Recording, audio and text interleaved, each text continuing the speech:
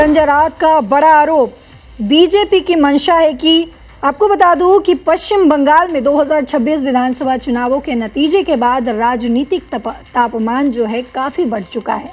BJP ने भारी बहुमत से जीत हासिल कर ली है। टीएमसी की 15 साल पुरानी सरकार का अंत कर दिया। लगभग 207 सीटों पर बीजेपी की जीत के साथ सूबे में सत्ता परिवर्तन हो चुका है, लेकिन हार के बाद ममता बनर्जी ने इस्तीफा देने से साफ इनकार कर दिया। वहीं यूबीटी के नेता संजय राउत ने ममता का पूरा समर्थन किया है और बीजेपी और चुनाव आयोग पर गंभीर आरोप भी लगाए। 2026 के पश्चिम बंगाल विधानसभा चुनावों में बीजेपी ने लैंडस्लाइड विन हासिल किया। टीएमसी करीब 81 सीटों पर सिमट गई। ये टीएमसी के लिए बड़ा झटका था। ममता बनर्जी ने दावा किया कि चुनाव में धांधली हुई, नाम कटवाए गए, 100 सीटों पर रिंगिंग हुई और ईसी पक्षपाती रहा। उन्होंने कहा कि वे नैतिक जीत हासिल कर चुकी हैं और इसीलिए इस्तीफा नहीं देंगी। ये केंद्र और ईसी के खिलाफ उनका प्रोटेस्ट है।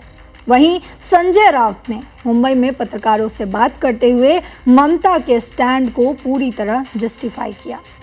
उन्होंने कहा है कि ममता दीदी का इस्तीफा ना देना केंद्र की तानाशाही और पार्टीशन इलेक्शन कमीशन के खिलाफ प्रोटेस्ट का हिस्सा है। राउत ने उद्धव ठाकरे का भी जिक्र किया है कि उन्होंने ममता से बात की और समर्थन दिया।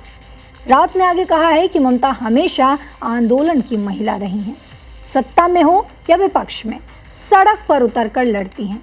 उन्होंने राहुल गांधी की भी तारीफ की, लेकिन ममता पर यह भी निशाना साधा कि अगर उन्होंने राहुल गांधी की सलाह मानी होती तो नतीजे अलग हो सकते थे। वहीं इंडिया ब्लॉक में तालमेल की कमी को उन्होंने टीएमसी की हार का एक बड़ा कारण बताया है। चुनाव के बाद बंगाल में हिंसा की खबरें लगातार सामने आ रही हैं। टीएमसी ऑफिसों पर हमले हो रहे हैं। आपको बता दूं, आगजनी की घटनाएं और रिपोर्ट भी लगातार सामने आ रही हैं। कोलकाता के न्यू मार्केट में कई दुकानों पर जो है हमले हुए हैं और टीएमसी ऑफिस तोड़ने के आरोप भी बीजेपी पर लगाए गए हैं। आसनसोल, कूच बिहार, हावड़ा, इन जगहों पर जो है लगातार प्रोटेस्ट की तस्वीरें सामने आ रही हैं। टीएमसी कार्यकर्ताओं पर हमले और बीजेपी कार्यकर्ताओं पर भी पलटवार की खबरें आ रही हैं। ये एक बड़ी घटना है जहां शुभेंदु अधिकारी के पर्सनल असिस्टेंट चंद्रनाथ रथ की गोली मारकर हत्या कर दी गई। 24 उत्तर परगना में बीजेपी ने इसे पोस्ट पोल वायलेंस बताया है।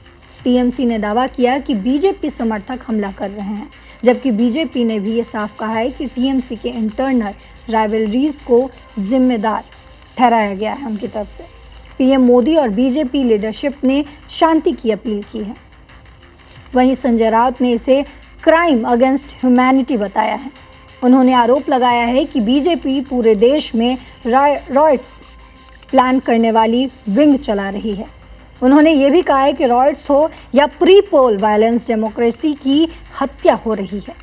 राउत का स्टैंड शिवसेना की ऑपोजिशन पॉलिटिक्स को दिखाता है।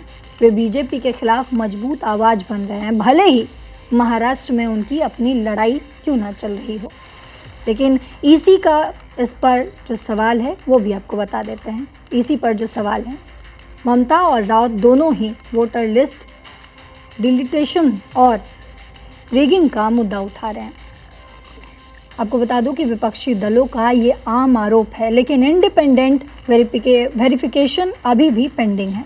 वहीं पोस्ट पोल वायलेंस क्या है वो भी आपको बता दूं तो बंगाल में राजनीतिक हिंसा नई नहीं है। टीएमसी के 15 साल के शासन में भी वायलेंस की शिकायतें रही हैं।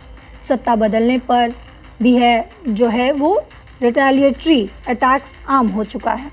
पुलिस और सेंट्रल फोर्सेस एक्टिव हैं वहाँ, लेकिन टेंशन अभी भी लगातार बनी हुई है। वहीं इंडिया ब्लॉक डायनामिक्स क्या है वो भी आपको बता दूँ। राउत का राहुल गांधी वाला बयान जो है ब्लॉक के अंदर क्रैक्स दिखाता है कि कैसे इनके बीच दरार पड़ी हुई है। टीएमसी ने अकेले लड़ा, अलायंस टॉक्स फेल हुए। वहीं चंद्रनाथ रथ हत्याकांड में 3 लोगों को क्वेश्चनिंग के लिए हिरासत में लिया गया। ड्राइवर की हालत जो है वो क्रिटिकल है।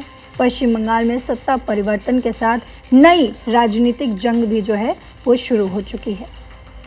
वहीं संजय राउत जैसे विपक्षी नेता बीजेपी और इलेक्शन कमीशन पर हमला बोल रहे हैं, जबकि बीजेपी शांति और विकास की बात कर रही है। हिंसा पर काबू पाना नई सरकार की पहली कहीं ना कहीं चुनौती बन चुकी है।